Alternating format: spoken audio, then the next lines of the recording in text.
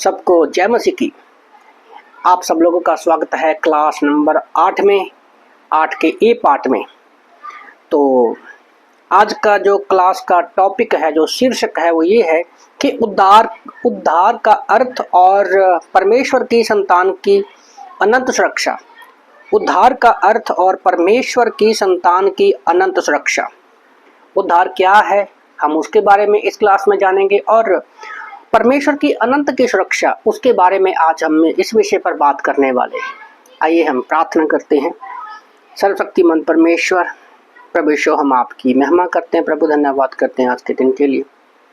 प्रभु प्रार्थना करते हैं कि अब तक आपने हमें संभाल के रखा है, पहली 7 क्लास में आपने हमें संभाल के रखा है। पिता परमेश्वर, इस क्लास को भी आपके हाथों में देते हैं। पिता परमेश्वर, जो भी लाइव सुन रहे हैं, यूट्यूब के माध्यम से सुन रहे हैं, पिता परमेश्वर, सबको आप आशीष करना परमेश्वर।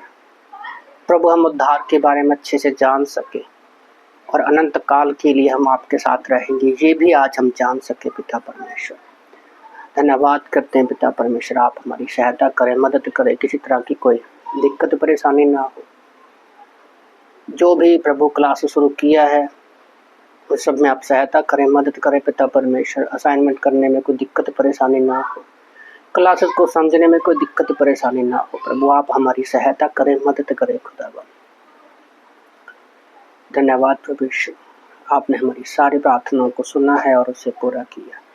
प्रार्थना प्रभु यीशु के नाम से मांगते हैं, आमीन आमीन। ओके, तो अब तक हम लोगों ने 7 अध्यायों को कंप्लीट कर लिया है, और अगर इन क्लासेस का डबल करें तो 14 होती हैं, क्योंकि हर एक क्लास के 2 पार्ट हैं।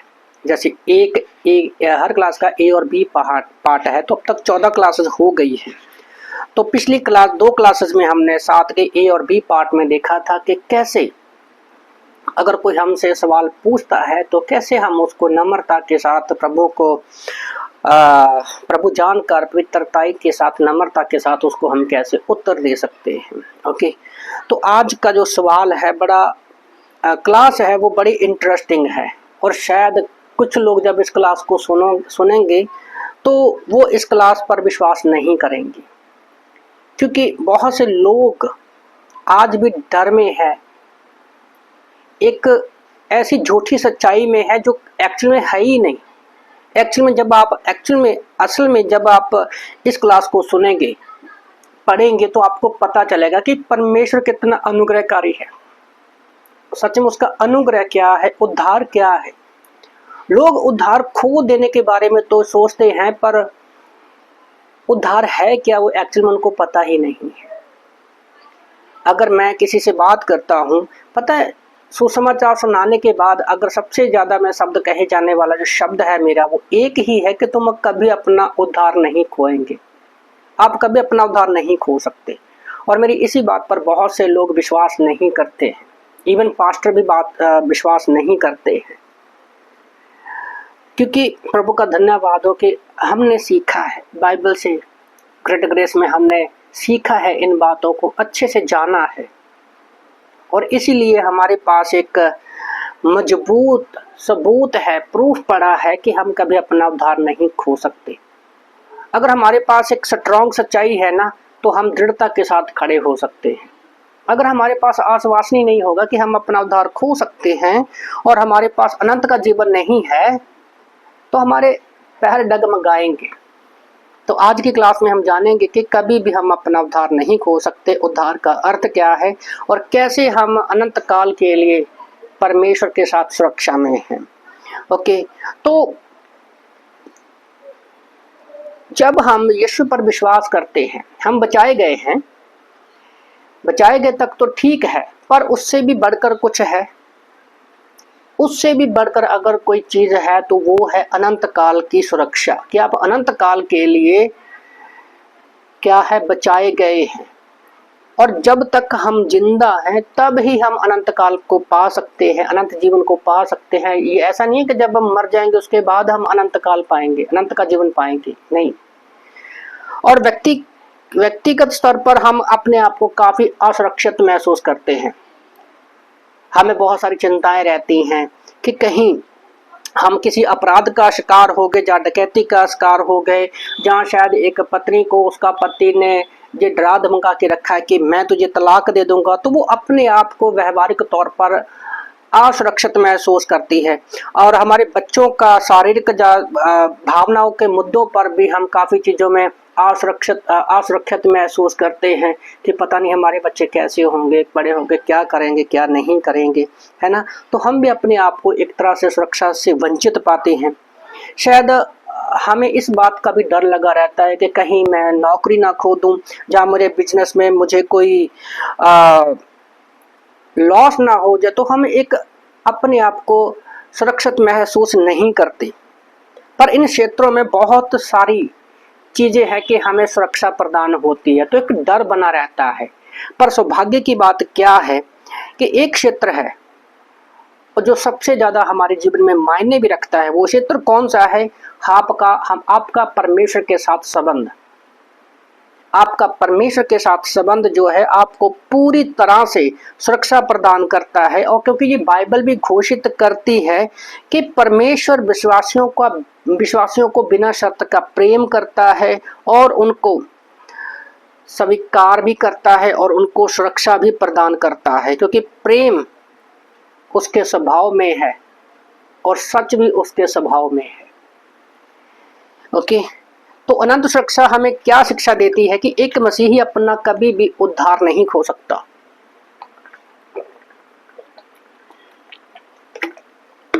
एक विश्वासी जो है कभी भी अपना उद्धार नहीं खो सकता, क्योंकि मसीह के काम के आधार पर परमेश्वर के साथ अपने रिश्ते में अनंत काल के लिए उसको सुरक्षित कर लिया गया है।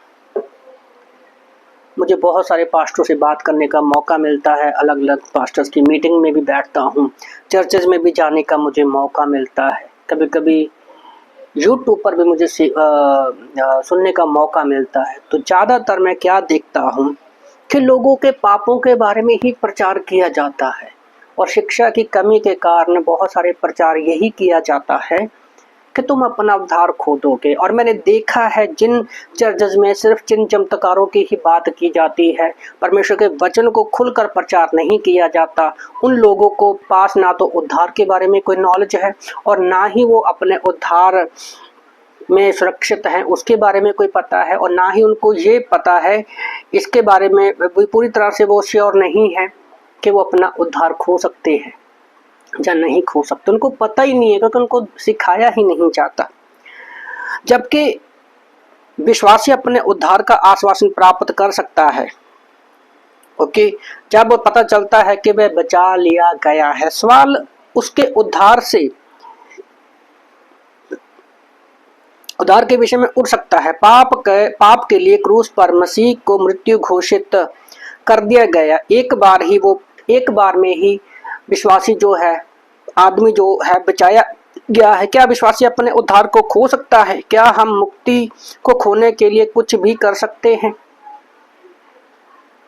अपनी मुक्ति को खोने के लिए क्या हम कुछ कर सकते हैं या क्या हम अपना उद्धार खो सकते हैं? तो सिंपल शब्दों में सारी बातों का निचोड़ यही है कि हम अपना उद्धार कभी नहीं खो सकते। ओके, तो आइए हम जानते हैं कि क्यों नया जन्म पाया हुआ व्यक्ति क्यों अपना उद्धार नहीं खो सकता। ओके, ठीक है, तो इसमें मैं कुछ पॉइंट्स को बताने वाला हूं कि एक विश्वासी को अनंत जीवन कब मिलता है। अब क्या है कि हमने अभी अपने पापों का अंगीकार कर लिया है और यीशु मसीह के ऊपर हमने विश्वास किया है कि हम पापी हैं, हम अपने पापों को मानते हैं और यीशु हमारे पापों के लिए इस धरती पर आए, क्रूस पर मारे गए, गाड़े गए और 3 दिन के बाद मुर्दों में से जिंदा हो गए। तो एक विश्वासी को अनंत जीवन कब मिलता है? तो 2 वचनों को पढ़ेंगे। यूहन्ना की किताब अध्याय 5 वचन 24 में, जॉन चैप्टर 5 वर्स 24 में परमेश्वर का वचन कहता है, मैं तुमसे सच कहता हूँ, जो मेरा वचन सुनकर मेरे भेजने वाले की प्रतीति करता है, अनंत जीवन उसका है और उस पर दंड की आज्ञा नहीं होती, परंतु वह मृत्यु से पार होकर जीवन में प्रवेश कर चुका है। यूहन्ना 3:16 में भी परमेश्वर का वचन कहता है, क्योंकि परमेश्वर ने जगत से ऐसा प्रेम किया कि उसने अपना इकलौता पुत्र दे दिया, ताकि जो कोई उस पर विश्वास करे वह नाश ना हो परंतु अनंत जीवन पाए। तो आपको अनंत जीवन कब मिलता है? जब आप मर जाते हैं? नहीं। क्या जब आप स्वर्ग जाते हैं? नहीं। तो क्या आपको अनंत जीवन कब मिलता है? तब मिलता है जब आप मर जाते हैं, स्वर्ग चले जाते हैं। इसका उत्तर है नहीं। कभी कभी आप एक चिन्ह के रूप में कब्र देखते हैं, अनंत जीवन में प्रवेश नहीं दोस्तों। अगर आपके पास मरने से पहले अनंत जीवन नहीं है तो आप जमीन में जाने के समय भी प्राप्त नहीं कर रहे। सिंपल शब्दों में, अगर आप जीते जी अनंत जीवन को प्राप्त नहीं किया तो भूल जाइए कि आप जब मरोगे, कब्र में दफनाया जाएगा, तब आपको अनंत जीवन मिलेगा नहीं। ओके, आगे बढ़ते हैं। बाइबल इसकी वजह बताती है। अनंत जीवन उस पल प्राप्त करते हैं जब आप यीशु मसीह पर विश्वास करते हैं, उसके बलिदान के ऊपर, उसके क्रूस के ऊपर, उसके लहू के ऊपर। लहू पर, क्रूस पर जो लहू का कार्य किया, उसने बलिदान किया अपने आप को हमारे लिए। जब हम यीशु मसीह पर विश्वास करते हैं तब आप उसी क्षण, उसी पल, उसी घड़ी अनंत जीवन को प्राप्त कर लेते हैं। यूहन्ना 5:24 में यीशु ने कहा, अब ध्यान से सुनना, इसको बड़ा खोल कर यहाँ पर बताया गया है। मैं तुमसे सच सच कहता हूँ, तो मेरा वचन सुनकर मेरे भेजने वाले की प्रतीति करता है, अनंत जीवन उसका है। तो यहाँ पर पहले ही बोल दिया गया है कि अनंत जीवन उसका है जो यीशु मसीह पर विश्वास करता है, और उस पर दंड की आज्ञा नहीं है। तो आप पर कोई भी दोष नहीं लगा सकता, आपके ऊपर दंड की आज्ञा नहीं होती, परंतु वह मृत्यु से पार होकर जीवन में प्रवेश कर चुका है। ध्यान दे कि वह कहता है कर चुका है, ना कि करेगा। ओके, कर चुका है मतलब कंप्लीट हो चुका है। ये नहीं कहा गया कि जो उस पर विश्वास करेगा वो अनंत जीवन में प्रवेश करेगा। वो लिखा है वो कर चुका है, मतलब आप ऑलरेडी, जिस पल आपने विश्वास किया, आप ऑलरेडी स्वर्ग में कदम आपने रख लिया है। ओके, क्या आपके पास अनंत जीवन है? यदि आप मसीह में विश्वास करते हैं और अपने उद्धार के लिए यीशु पर भरोसा रखते हैं, तो आप ऐसा कहते हैं, ये आपको कब मिला? उस क्षण जब आपने यीशु मसीह पर विश्वास किया। ओके, यदि आपके पास अनंत जीवन है तो क्या इसका अंत हो सकता है? कभी भी इसका अंत नहीं हो सकता। अगर आपको एक बार अनंत जीवन मिल गया तो आप कभी भी उसको नहीं खो सकते, क्योंकि ये विश्वास, ये यदि वह समाप्त होता तो जो कुछ भी आपके पास था वह अनंत नहीं था। अनंत का मतलब होता है वो चीज कोई भी अनंत नहीं है जो खो सकती है। याद रखिए, इस बात को याद रखिए। अगर आपके मन में अभी भी सवाल है कि मैं खो सकता हूं, तो वो चीज अनंत नहीं है। मान लीजिए कि आप 10 साल या 50 साल के मसीही थे और फिर किसी तरह आप अपना उद्धार खो देते हैं, तो आपके पास क्या था? एक 10 या 50 साल का जीवन। दोस्तों, जो भी आपके पास है, यदि आप उसे खो देते हैं तो कभी भी अनंत जीवन नहीं हो सकता। लेकिन यीशु ने कहा, मैं अनंत जीवन देता हूं। यीशु हमें वो जीवन देते हैं जो कभी खो नहीं सकते। ऐसा नहीं है कि जब वह मर जाते हैं तो उसे प्राप्त करेंगे। वह एक वर्तमान में है, उसी टाइम, प्रेजेंट टाइम में हम उसको प्राप्त करते हैं। आपके पास अनंत जीवन अभी है और आप कभी नाश नहीं होंगे। हमारी शरीर नाश होगा, ओके, पर प्राण हमारी क्या है? स्वर्ग में जाएंगे हमेशा के लिए, क्योंकि अनंत जीवन है। दुर्भाग्य से मसीही कलीसियाओं में कुछ संप्रदाय हैं जो सिखाती है कि व्यक्ति जब मसीह पर विश्वास करता है तो बचाया जाता है, फिर यदि वह पीछे हट जाए तो निरंतर पाप करता रहे तो वह अपना उद्धार खो सकते हैं और नरक में जा सकते हैं। हालांकि ज्यादातर सुसमाचार, हमारी जैसी सुसमाचार कलीसियाएं ये मानती हैं कि एक बार किसी व्यक्ति ने उद्धार का सुसमाचार संदेश को समझा और केवल मसीह में ही भरोसा किया है और केवल वही उसका उद्धार करता है, तो वह कभी अपना उद्धार नहीं खो सकता। वह परमेश्वर के प्रेम के लिए सदा के लिए सुरक्षित है, क्योंकि वह मसीह में है। ये बात बहुत मायने रखती है। अफिसियों की किताब में, नए नियम में बहुत ज्यादा इस्तेमाल किया गया है मसीह में। ओके, तो विश्वासी को आश्वासन करने के लिए कई स्पष्ट शास्त्रीय कारण है। जब एक बार आप बचाए जाते हैं, वह हमेशा के लिए मसीह में सुरक्षित है, अनंत काल के लिए वो सुरक्षित है। तो इसके 8 कारण आगे हम आपको बताएंगे। तो जहां तक सिंपल शब्द में हमें अनंत जीवन कब मिलता है, ये पॉइंट है। ओके, तो जब हम यीशु मसीह पर विश्वास करते हैं उसी क्षण हम अनंत जीवन प्राप्त कर लेते हैं, अपना उद्धार प्राप्त कर लेते हैं और कभी खोएंगे नहीं। तो अब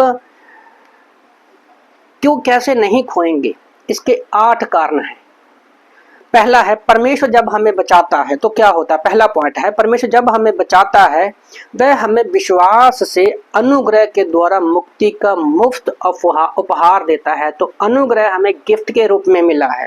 इफिसियों की किताब अध्याय 2 वचन 4 से लेकर 8 तक जब हम पढ़ते हैं, यहाँ पे लिखा है, परंतु परमेश्वर ने जो दया का धनी है उसने उस बड़े प्रेम के कारण जिससे उसने हमसे प्रेम किया, जब वह हमारे पापों के कारण मरे हुए, जब हम अपने पापों अपराधों के कारण मरे हुए थे तो हमें मसीह के साथ जिलाए। अनुग्रह से ही तुम्हारा उद्धार हुआ है, क्योंकि विश्वास के द्वारा अनुग्रह से ही तुम्हारा उद्धार हुआ है, और ये तुम्हारी ओर से नहीं वरन परमेश्वर का दान है। ये परमेश्वर का दान है। पिछली क्लास में भी मैंने इसके ऊपर एक्सप्लेन किया था कि किसी ने सवाल पूछा था कि क्या मेरे अच्छे काम मुझे बचा सकते हैं, तो उस क्लास में भी अच्छे से मैंने एक्सप्लेन किया था, आप उस क्लास को भी देख सकते हैं। पर यहाँ पर हम अनुग्रह के बारे में देखेंगे कि अनुग्रह का दान क्या है। ओके, अनुग्रह के द्वारा मुफ्त में हमें जो उपहार मिला है, ये पद हमारी अनंत सुरक्षा का आश्वासन देते हैं। ये हमें बताता है कि हम क्या नहीं बचा सकते। ये वचन हमें बताता है कि हमें कौन सी चीजें हैं जो नहीं बचा सकती।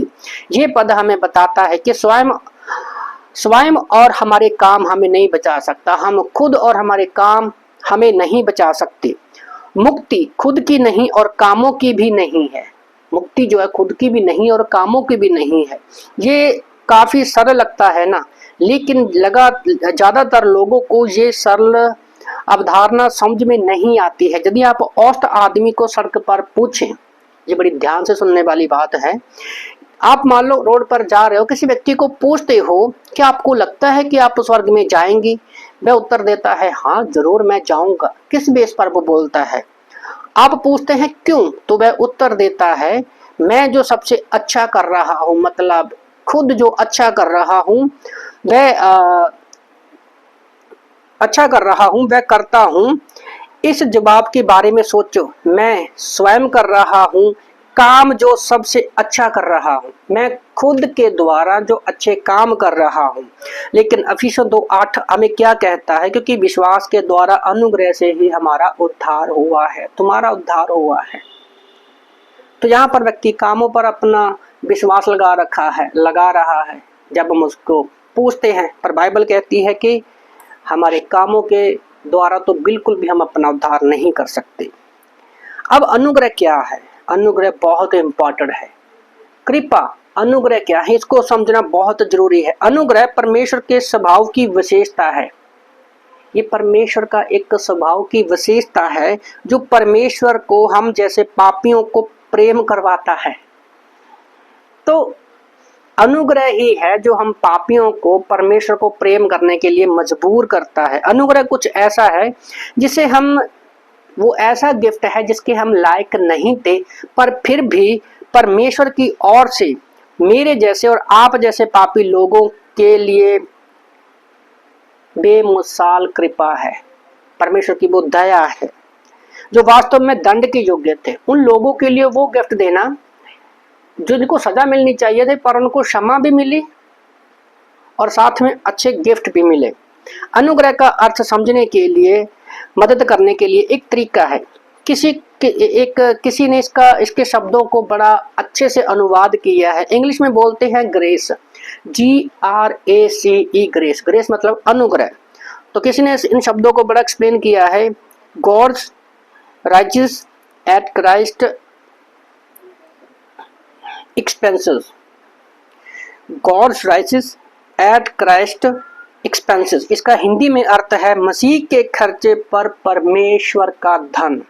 ओके, जब आप अनुग्रह के बारे में सोचते हैं तो यीशु के बारे में सोचो कि वह पीड़ा में मर रहा है और पापी एवं अन्य लोगों ने क्रूस पर लोगों के लिए क्रूस पर अपना खून बहा रहा है। तो जब हम ग्रेस के बारे में सोचते हैं तो यीशु मसीह के बारे में सोचो, क्योंकि पहला जब हम पढ़ते हैं यूहन्ना की किताब अध्याय 1:18 में यीशु मसीह कैसे आया, अनुग्रह और सच्चाई से।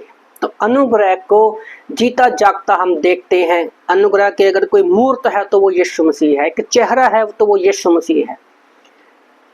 तो हम जब अनुग्रह के बारे में सोचते हैं तो यीशु मसीह के बारे में सोचो कि कैसे वो अनुग्रह जहाँ पर हमें लटकाया जाना था वहां पर खुद यीशु मसीह लटक रहा है और उसके हाथों में कीलें ठोकी जा रही है जो हमारे हाथों में ठोके जाने थी।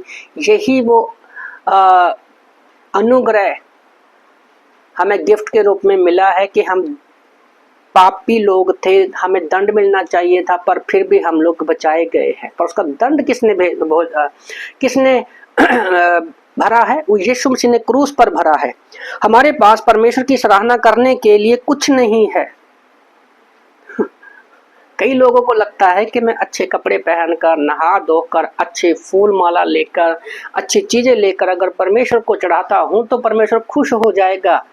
और आज संसार में लोग भटके हुए हैं, उनको लगता है कि परमेश्वर, मैं किसी को फल चढ़ाऊंगा, कुछ भी चढ़ाऊंगा, वो खुश हो जाएगा। पर ऐसा नहीं है।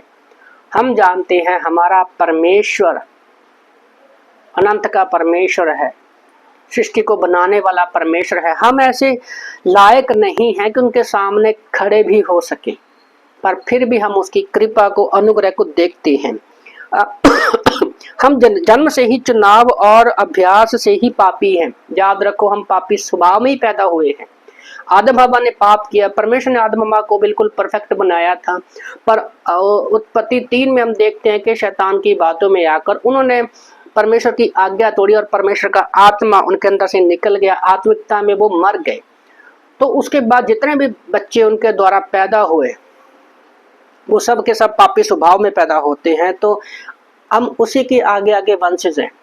और आज हर एक बच्चा जो पैदा होता है वो जन्म से ही पापी होता है। अब कई लोग बोलते हैं कि बच्चे तो मन के सच्चे होते हैं, बच्चे कैसे पापी हो सकते हैं? जब एक छोटा बच्चा 6 महीने का होता है, उसको गुस्सा बड़ा आता है, जिद करता है, जलन करता है। 6 महीने के बच्चे को क्या अकल होती है, क्या समझ होती है? कुछ भी नहीं होती। पर वो जो जिद कर रहा है, गुस्सा कर रहा है, जलन कर रहा है, वो पाप का ही एक चिन्ह है। उससे पता चलता है कि बच्चा पापी स्वभाव में है। ओके, तो हालांकि परमेश्वर हमारे पापों के बावजूद हमसे प्रेम करता है, और हमारे प्रेम को जो परमेश्वर हम पर वो अनुग्रह करता है, उसी को अनुग्रह कहा जाता है। ओके, यहाँ विश्वास का मतलब समझने के लिए सहायता करने का एक और तरीका है। विश्वास का मतलब समझने के लिए एक और तरीका है। यहाँ पर किसी ने विश्वास को भी, जैसे ग्रेस को किया था अक्षरबद्ध, यहाँ पर विश्वास को भी किसी ने लिखा है फेथ। इंग्लिश में विश्वास को बोलते हैं faith, FAITH। Faith for asking all I trust him, FORASKIN। For asking all I trust him, जिसका अर्थ हिंदी में होता है सब कुछ त्याग कर उसमें विश्वास करता हूं। मतलब विश्वास का मतलब है सब कुछ त्याग कर, सब कुछ त्याग कर उसमें विश्वास करता हूं। ये विश्वास है कि मैं अपने अच्छे इरादे, अच्छे कामों पर निर्भर जो था उनको त्याग कर, ओके, और अविश्वास के पाप को त्याग कर, पाप को छोड़ देता हूं और मैं यीशु मसीह पर भरोसा करता हूं। अपनी इच्छाओं को, अपने कामों को, अपनी निर्भरता को और पाप को छोड़ देता हूं और मैं यीशु मसीह पर विश्वास करता हूं। यही विश्वास की एग्जाम्पल है, उदाहरण है। ओके, जहां हम देख पाते हैं कि उद्धार कैसे काम करता है। परमेश्वर की कृपा में विश्वास रखता हूं, यह वह विश्वास है जो हमें बचाता है, और यही विश्वास है जो हमें बचाता है। ये परमेश्वर की कृपा है जो हमें बचाती है। दोबारा पढ़ रहा हूं, यहां देख पाते हैं कि उद्धार कैसे काम करता है। मैं परमेश्वर की कृपा में विश्वास रखता हूँ, मैं परमेश्वर की कृपा में विश्वास रखता हूँ। ये विश्वास नहीं है जो हमें बचाता है। हम परमेश्वर पर विश्वास करते हैं, ये विश्वास हमें नहीं बचाता, बल्कि परमेश्वर की जो कृपा, जो हमने अनुग्रह देखा, ओके, अनुग्रह हमें बचाता है। सिर्फ परमेश्वर की कृपा जो पकड़ लेता है, सिर्फ परमेश्वर की कृपा को पकड़ लेता है। ऐसा सोचो कि परमेश्वर का प्रेम से भरा हाथ स्वर्ग से नीचे तक पहुंच रहा है, वह अनुग्रह है।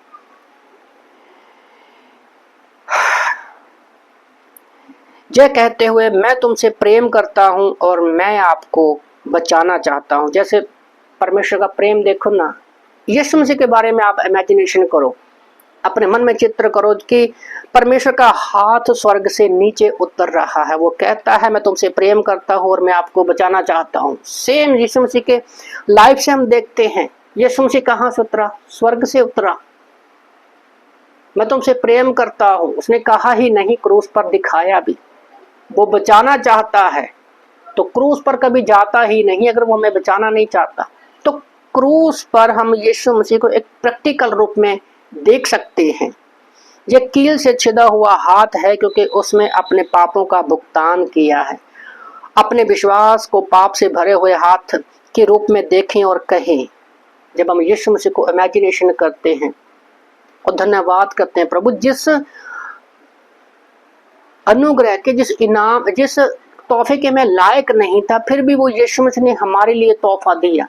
तो हम नम्रता से अपना घमंड छोड़कर, इरादे, काम, पाप छोड़कर हम यीशु मसीह के हाथों में अपना हाथ डालकर कह सकते हैं, परमेश्वर मुझे आपकी जरूरत है, सचमुच आपने मुझे बचाया है, मैं आपको चाहता हूं, आप मुझे बचा लीजिए। और ये हम तब ही कह पाते जब हम अपना सब कुछ छोड़कर उसके ऊपर निर्भर होते हैं। और जब आप परमेश्वर के कील में छिदे हुए अपने हाथों में अपने विश्वास का हाथ डालते हैं तो यही अनुग्रह है। ओके, अब अगर उद्धार हमें परमेश्वर के अनुग्रह से मुफ्त का एक उपहार है, और अगर हमने इसे कमाने के लिए कुछ नहीं किया, जब पहले स्थान पर इसके लायक नहीं थे यीशु में विश्वास करने के अलावा, तो हम अपना उद्धार कैसे खो सकते हैं? मैंने कुछ नहीं किया, मैं पापी हूं, पर फिर भी परमेश्वर मुझे अनुग्रह देता है और मेरे लिए क्रूस पर मर जाता है और कहता है कि तेरे पापों का मैंने भुगतान कर दिया है, आप सिर्फ विश्वास करो। तो जब हमने कुछ किया ही नहीं तो मैं कैसे कह सकता हूं कि मैं अपना उद्धार खो सकता हूं? क्या मैंने कुछ किया? ओके, तो यीशु मसीह ने सब कुछ कर दिया तो हम अपना उद्धार कभी नहीं खो सकते। साथ ही हमारे अनंत सुरक्षा को एक अतिरिक्त आश्वासन के रूप में ये जानने में मदद मिलती है, और इसके साथ हम बचाए ही नहीं जाते बल्कि हमें अनंत सुरक्षा भी हमेशा के लिए मिल जाती है। तो यूनानी में अफिसियों की किताब अध्याय 2:8 शब्दों में आप बचाए गए हैं, ये जो शब्द लिखा गया है, इसका यूनानी में एक शब्द इस्तेमाल किया गया है, सेम नोमी है। इसका उपयोग सोजो शब्द सोजो के लिए किया गया है, जो मुक्ति के लिए शब्द है। ओके, सोजो के संपूर्ण निष्क्रिय भाग में से किया जाता है। इस प्रकार शाब्दिक यूनानी अनुवाद ऐसा बनता है कि आप अतीत में बचाए गए थे जिस क्षण तुमने विश्वास किया, और इसलिए आप हमेशा बचे रहेंगे। ये एक पद पर्याप्त प्रमाण होता है कि परमेश्वर की संतान सदा के लिए सुरक्षित ठहरेगी। तो ओरिजिनल बाइबल में सिंपल शब्दों में कहें, जो अफिसियों 2:8 है, उसका अगर ओरिजिनल बाइबल में ट्रांसलेशन तो देखिए, ये है कि आप अतीत में बचाए गए हैं जिस क्षण आपने यीशु मसीह पर विश्वास किया, इसलिए आप हमेशा बचे रहेंगे। सिंपल शब्दों में काफी थोड़ा होता है जब हिब्रू ग्रीक के शब्दों को हम इस्तेमाल करते हैं। ओके, तो इससे साफ पता चलता है कि जब हमें बचाता है परमेश्वर तो अपने अनुग्रह के द्वारा हमें गिफ्ट देता है।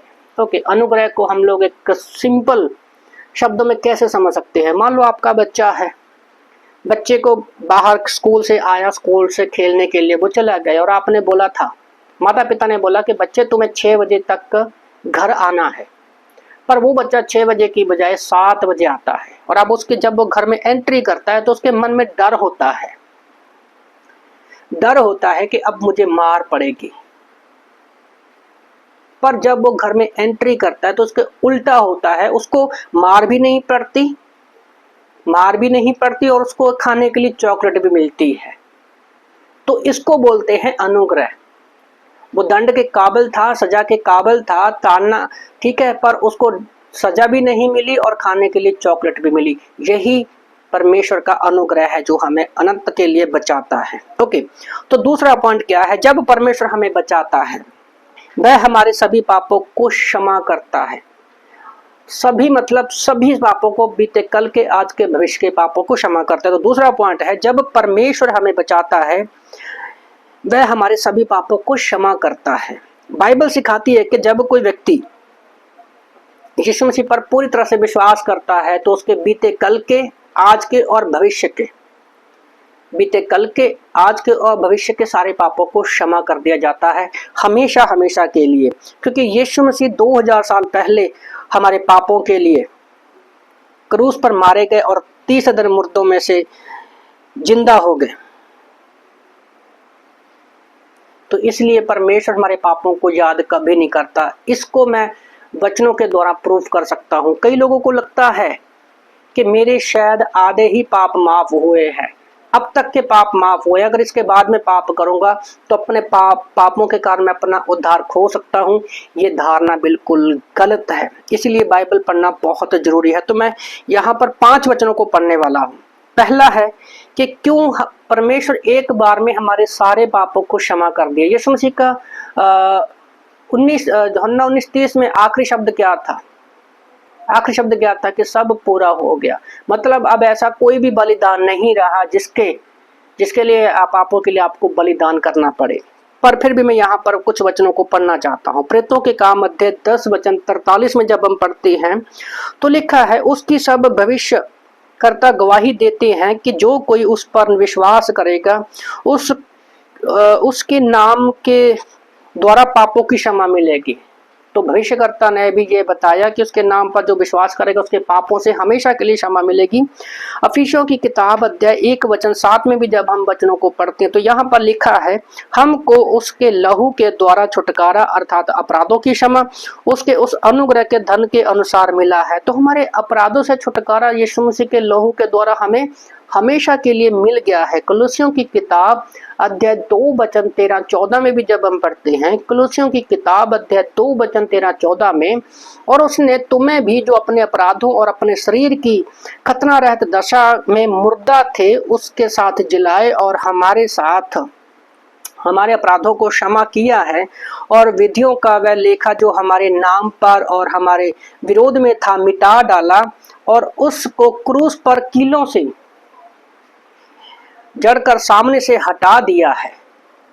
तो जब हम इस वचन को पढ़ते हैं कि हमारे विरोध में जो भी था वो मिटा डाला है, किस तरह से मैं आप लोगों को एक एग्जाम्पल के द्वारा बताना चाहता हूं कि मान लीजिए ये हमारे पाप है,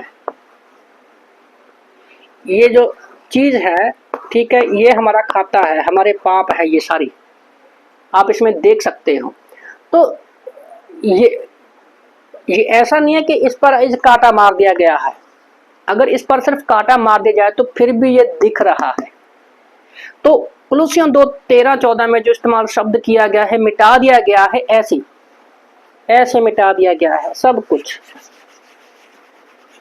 पूरी तरह से मिटा दिया गया है जो हमें दिखता नहीं है। ओके, तो हमें दिखता नहीं है, हमारे पापों को, अपराधों को हमेशा के लिए मिटा दिया गया है। ओके, और यशाया की किताब अध्याय 43 वचन 25 में, इज़ाया चैप्टर 43 वर्स 25 में भी परमेश्वर का वचन कहता है, मैं वही हूँ जो अपने नाम के निमित्त तेरे अपराधों को मिटा देता हूँ और तेरे पापों को स्मरण ना करूंगा। तो जब बाइबल का वचन कहता है कि मैं तेरे पापों को स्मरण ही ना करूंगा, तो फिर हमें पापों में बारे में सोचने की जरूरत ही नहीं है कि मैं अपने पाप आधे क्षमा किए हैं या पूरे क्षमा किए, सारे क्षमा किए हैं, बस विश्वास करना है। और इब्रानियों की किताब 10 वचन 17 भी, हिब्रू चैप्टर 10 वर्स 17 में भी ये लिखा है फिर वह कहता है कि मैं उनके पापों को और उनके अधर्म के कामों को फिर कभी स्मरण ना करूंगा। तो बाइबल के कितने वचन हैं, यहाँ पर हमें पता चलता है कि परमेश्वर ने हमारे पापों को हमेशा के लिए मिटा दिया गया है। पर मुझे बड़े दुख की बात है कि पास्टर भी, जो बड़े बड़े अपने आप को पास्टर मानते हैं, स्कॉलर मानते हैं, बहुत सारे लोगों को देखा है कि वचन को गलत तरीके से प्रचार करते हैं और लोगों को डरा धमका कर रखते हैं कि तुम पापी हो, तुम्हारे, वो अपने आप को अच्छा बनाते हैं। मैं किसी पास्टर का विरोध नहीं कर रहा हूं, पर एक सच्चाई ये भी है कि वो कुछ गलत वचनों को लेते हैं। बाइबल का कोई भी वचन गलत नहीं है, पर सही जगह पर वो वचनों को गलत तरीके से पेश करते हैं। ओके, तो यहाँ पर हमें पता चलता है कि परमेश्वर हमारे पापों को हमेशा के लिए क्षमा कर देते हैं। ओके, बीते कल के, आज कर, भविष्य के पाप वो क्षमा कर दे उसने हमेशा के लिए। ओके, जब परमेश्वर हमें बचाता है, तीसरा पॉइंट जो है अभी, कि जब परमेश्वर हमें बचाता है वह हमें धर्मी घोषित करता है, हमें बताता है कि हम सिद्ध हैं और उसमें हमेशा के लिए संपूर्ण है। तीसरा पॉइंट है, जब परमेश्वर हमें बचाता है वह हमें धर्मी घोषित करता है और हमें बताता है कि हम सिद्ध हैं और उसमें हमेशा के लिए संपूर्ण है। जब आप किसी को सुसमाचार सुनाने के बाद क्या उसको ये कन्फर्म करते हैं कि आपके पाप हमेशा के लिए क्षमा हो गए हैं, अभी आप यीशु मसीह में सिद्ध बन गए हो।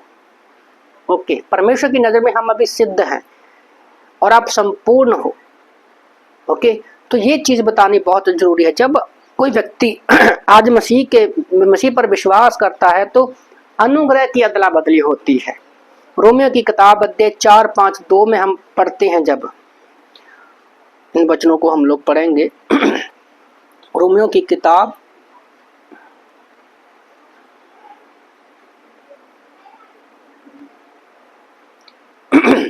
तो परमेश्वर ये घोषित करता है कि तुम सिद्ध बन गए, तुम हमेशा के लिए बचाए गए हो और तुम सिद्ध और संपूर्ण हो। तो जब हम पढ़ते हैं रोमियो की किताब अध्याय 4-5 में, परंतु जो काम नहीं करता वरना भक्तिहीन के परंतु जो काम नहीं करता वरन भक्तिहीन के धर्मी ठहराने वाले पर विश्वास करता है, उसका विश्वास उसके लिए धार्मिकता गिना जाता है। तो जब आप विश्वास करते हैं, आप विश्वास के द्वारा धर्मी ठहरते हैं। क्योंकि रोमियो की किताब बड़ी इंटरेस्टिंग किताब है। रोमियो की किताब को जल्दी कोई व्यक्ति नहीं समझ सकता। इसकी हमारे अभी पूरी क्लास है। मैं चाहता हूं कि अगर आप सच में अनुग्रह को, उद्धार को समझना चाहते हैं, क्योंकि ये यहूदियों के लिए लिखी गई है जिन्होंने यीशु मसीह पर विश्वास किया। वो लोग विश्वास करते थे कि हमें यीशु मसीह पर विश्वास भी करना है और साथ में हमें जो कानून और नियम दिए गए हैं उनका भी पालन करना है। तो बड़े अच्छे से एक्सप्लेन करता है पौलुस उनको, क्योंकि वो खुद भी एक रब्बी की पढ़ाई किया हुआ व्यक्ति था। ओके, तो यहाँ पर इस वचन में सिंपल शब्द में हमें पता चलता है कि हम सिर्फ विश्वास के द्वारा धर्मी ठहरते हैं। ओके, और दूसरा कुरिन्थियों अध्याय 5:21, दूसरा कुरिन्थियों अध्याय 5:21 में भी परमेश्वर का वचन कहता है, जो पाप से अज्ञात था उसी को उसने हमारे लिए पाप ठहराया कि हम उसमें होकर परमेश्वर की धार्मिकता बन जाएं। तो धार्मिकता की अदला बदली हो रही है। हमारे पाप कि हम लोग इस एग्जाम्पल के द्वारा ले सकते हैं कि ये हमारे पाप है, ये रुमाल की तरह ये हमारे पाप है। तो ये हम लोग हैं और रुमाल हमारे पाप हैं, तो ये यीशु मसीह है। ओके, तो हमारे पाप यीशु मसीह के ऊपर डाल दिए गए। ओके, उसने क्रूस पर अपना भुगतान कर दिया। अब यीशु मसीह की जो धार्मिकता है, जो पाप जो है खत्म हो गया, अभी यीशु मसीह की धार्मिकता जो है वो हमारे ऊपर हमें ला दी गई है। तो अदला बदली होगी, इसको बोलते हैं अनुग्रह की अदला बदली। हमारे पाप यीशु मसीह के ऊपर और यीशु मसीह की धार्मिकता हमारे ऊपर है। ओके, तो क्रूस पर हर व्यक्ति के सारे पाप यीशु मसीह के ऊपर थोपे गए और उसके खाते में गिने गए। ओके, हम बच गए। दूसरा, मसीह की संपूर्ण धार्मिकता, हर कोई जो उस पर विश्वास करता है, सिर्फ विश्वास के द्वारा उसकी धार्मिकता हमारे ऊपर थोपी गई है और उसके खाते में जमा हो गई है। ओके, तो जब हम परमेश्वर विश्वासी को देखता है, अब जब परमेश्वर एक विश्वासी को देखता है, ओके, तो अब वह विश्वासी के पापों को नहीं देखता, परंतु वह विश्वासी को परमेश्वर की संतान के रूप में देखता है। क्षमा किया गया और अपने पापों से वो शुद्ध है। वह विश्वासी को मसीह में हमेशा के लिए धर्मी देखता है। वाह, वही कारण है कि रोमियो 8:33 में कहता है, परमेश्वर के चुने हुआ पर कौन दोष लगा सकता है। ओके, परमेश्वर वह है जो उनको धर्मी ठहराने वाला है। ये एक्चुअल में रियल मीनिंग है कि कौन परमेश्वर के चुने हुए पर दोष लगा सकता है। ओके, तो इसमें जो बताया गया है यीशु मसीह हमें कैसे देखता है, मैं आप लोगों को एक तरीके से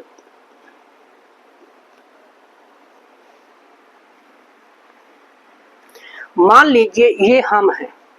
ओके, हम हैं। अभी ये परमेश्वर हमें कैसे पूर्ण और सिद्ध देखता है मसीह में। ये मसीह है और ये हम लोग हैं।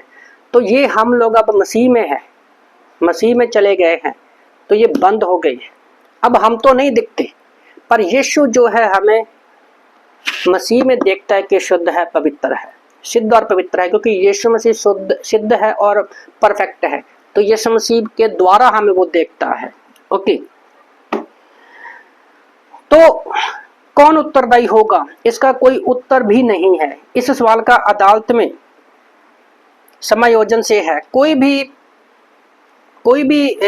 आप अगर पाप के अपराधों के कारण आरोप नहीं लगा सकता, क्योंकि परमेश्वर ने आपको धर्मी ठहरा दिया है। मान लो अगर आपको किसी पाप में पकड़े गए हो आप अदालत में, और आपको अदालत ने ये बता दिया कि आप बिल्कुल फ्री हो, आपके ऊपर सजा का कोई हुक्म नहीं है। ओके, तो कोई भी आपको पापी नहीं कह सकता और ना ही आपको कोई सजा दे सकता है, क्योंकि परमेश्वर ने हमको धर्मी ठहराया है। परमेश्वर ने निंदा से हमारी मुक्ति दिला दी है हमें, और हमारे संपूर्ण न्याय के सामने धर्मी घोषित कर दिया। जो पापों की सजा हम पर आनी थी, वो यीशु मसीह ने हमें उस न्याय से बचा लिया है अपने लहू के द्वारा।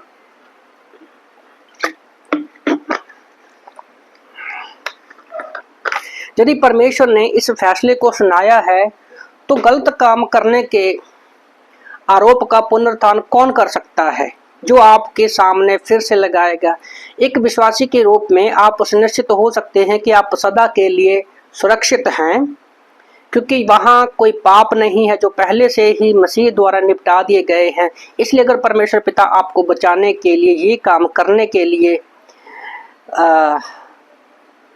लिए गए हैं, तो ये दुर्लभ संभावना कि आप किसी भी तरह इसे खो सकते हैं, कभी नहीं।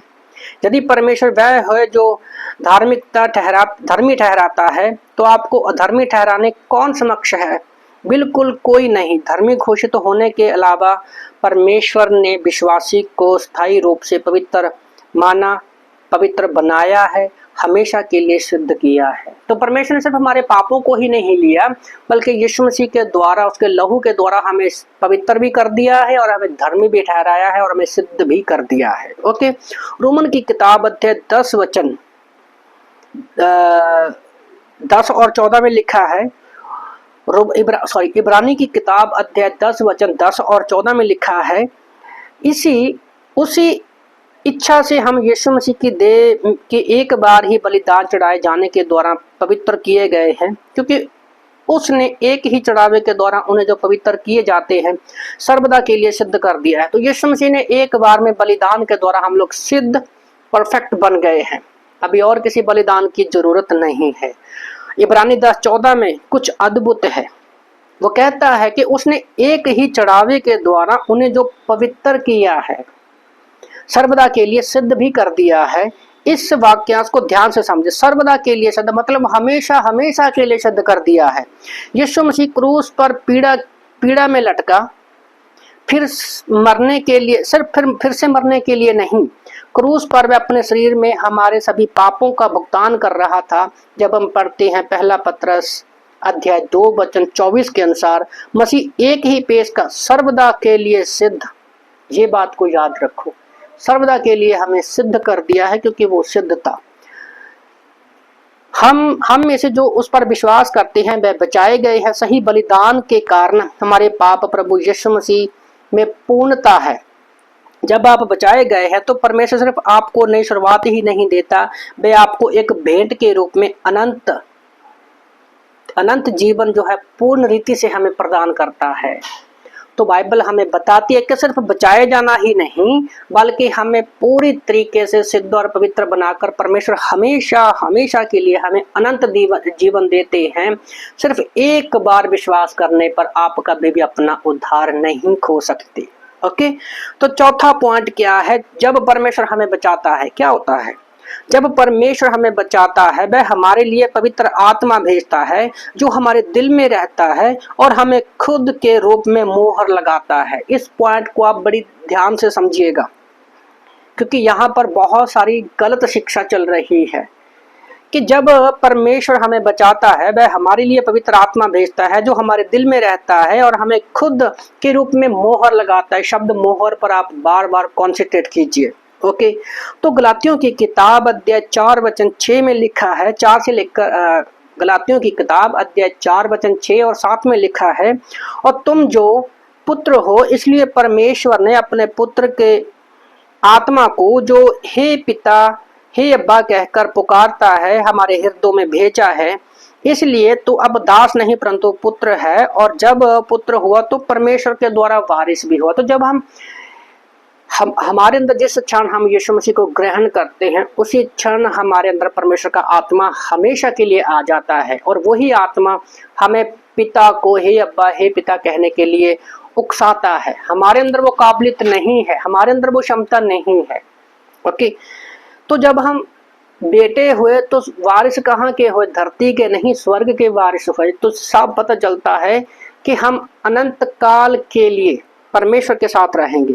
विश्वासी के दिल में पवित्र आत्मा जब स्थायी रूप में रहने के लिए, स्थायी रूप मतलब हमेशा हमेशा के लिए रहने के लिए आता है, तो उससे पता चलता है कि वह एक बेटे या बेटी के रूप में उसको वारिस परमेश्वर ने अनंत जीवन के लिए बना लिया है, अपना बेटा बेटी स्वीकार कर लिया है। ना केवल पवित्र आत्मा उद्धार के लिए, उद्धार के समय विश्वासी के पास उसमें निवास करने के लिए आता है, बल्कि विश्वासी पर मोहर भी लगाता है।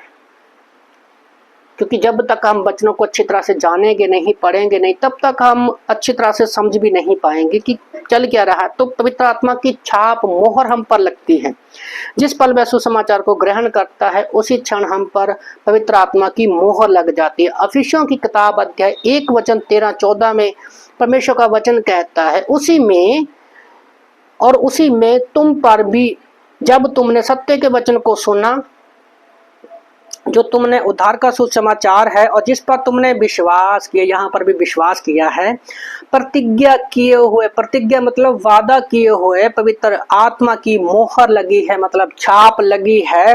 वह उसके मोल लिए हुए के छुटकारे के लिए हमारी मिरास का बयाना है कि उसकी महिमा की स्तुति करो। तो हमें बयाने के रूप में भी परमेश्वर ने दे दिया है। अब ऐसा नहीं है कि पवित्र आत्मा सिर्फ ऐसे ही हमें मिल गया।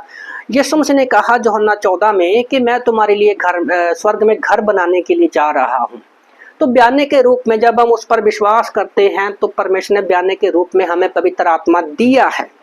ओके, पवित्र आत्मा द्वारा एक विश्वासी पर मोहर, विश्वास की ओर से अनंत मोक्ष का विश्वास करने के लिए परमेश्वर के कई कामों में से एक है।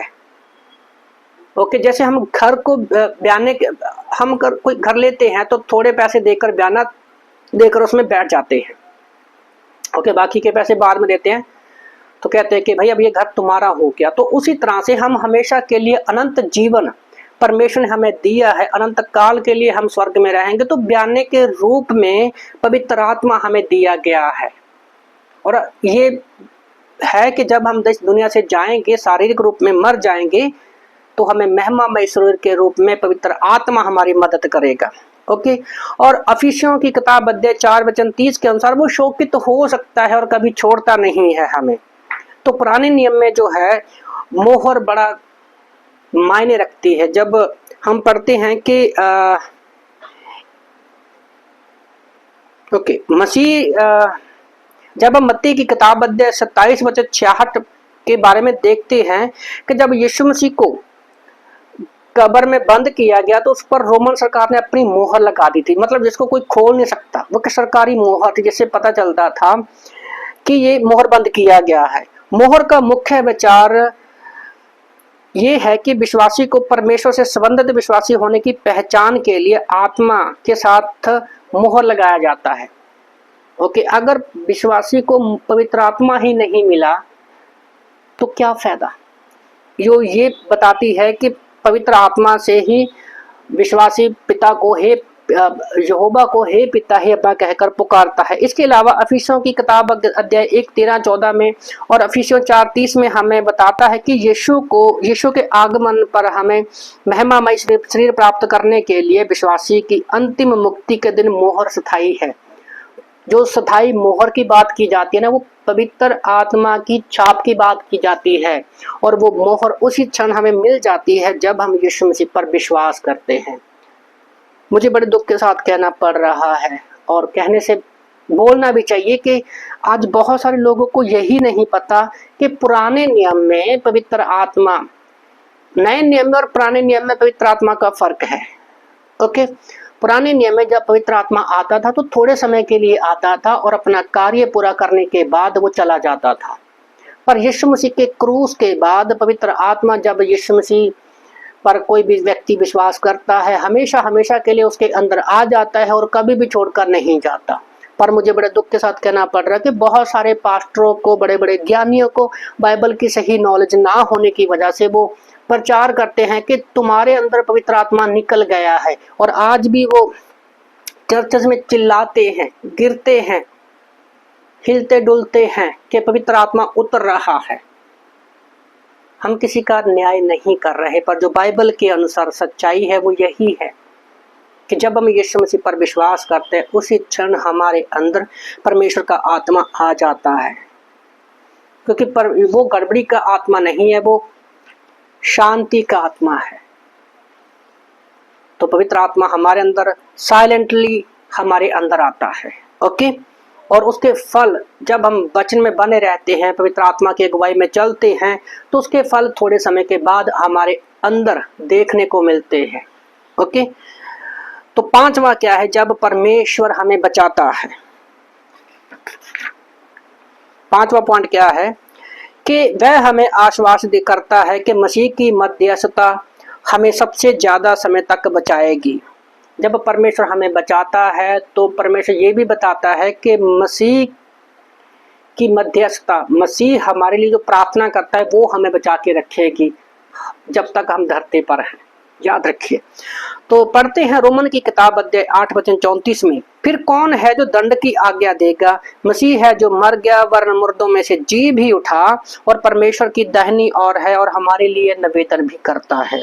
बाइबल हमें बताती है कि मसीह की मध्यस्थता हमें बचाती रहेगी और हम पूरी तरह से बचाए गए हैं और बचाता रहेगा यीशु मसीह भी। इब्रानी की किताब अध्याय 7:25 भी कहता है, इसीलिए जो उसके द्वारा परमेश्वर के पास आते हैं वह उनका पूरा पूरा उद्धार कर सकता है, क्योंकि वह उनके लिए विनती करने को सर्वदा जीवित है। पूरी तरह से बचाने के लिए आपको पता है कि इसका क्या मतलब है। सभी तरह से बचाने के लिए, हमें अंत तक बचाने के लिए परमेश्वर मौजूद है। कभी कभी ऐसा होता है कि हम नए नए विश्वासी बनते हैं, हमें प्रार्थना करना नहीं आता। जब हम यीशु के नाम से किसी के लिए प्रार्थना करते हैं या अपनी प्रार्थना करते हैं, हमें नहीं पता कैसे प्रार्थना करते हैं। जब हम नए नए विश्वास में आते हैं तो हमारी प्रार्थना कुछ गड़बड़ा जाती है, पर यीशु मसीह जो हमारे और परमेश्वर के बीच में बैठा है, ओके, वो हमारी प्रार्थनाओं को अपने पास लेता है, उनको एडिट करता है और परमेश्वर के पास एक सही तरीके से बचाता है। तो कभी कभी ऐसा भी होता है ना कि हम कोई प्रार्थना की भी नहीं होती, मतलब कुछ चीजें हमें बिना प्रार्थना के भी मिल जाते हैं। कैसे मिल जाते हैं? कभी कभी सोचते हैं मैंने तो उसको मांगा भी नहीं था, पर ये चीज मुझे मिल गई है। या कभी कभी सडनली हम सड़क क्रॉस करते हैं और कोई पीछे हमें खींच लेता है, हम बच जाते हैं। बहुत सारी कभी कभी ये होता है। तो कैसे होता है? क्योंकि यीशु मसीह हमारे लिए प्रार्थना कर रहा है, और वो जब तक हम धरती पर हैं हमारे लिए आज भी वो बैठकर परमेश्वर के दाहिनी ओर प्रार्थना करता है। ओके, तो मैं विश्वास करता हूँ कि इस क्लास में जो हमने अब तक 5 पॉइंट को कवर किया है, कि हम अपना कभी उद्धार नहीं खो सकते। परमेश्वर हमेशा के लिए हमें मुक्ति देता है। हमारे सारे पाप क्षमा कर दिए, हम पूरी रीति से परफेक्ट और शुद्ध बन गए हैं। ओके, और आज भी परमेश्वर हमारे लिए प्रार्थना करता है। तो ये छोटा सा ब्रेक लेते हैं 5 मिनट का, उसके बाद हम क्लास को शुरू करेंगे। पिता, हम धन्यवाद करते समय के लिए। हमारी अगुवाई करना प्रभु, आने वाला सारा समय हम आपके हाथों में देते हैं। प्रार्थना प्रभु यीशु के नाम से मांगते हैं, आमीन आमीन।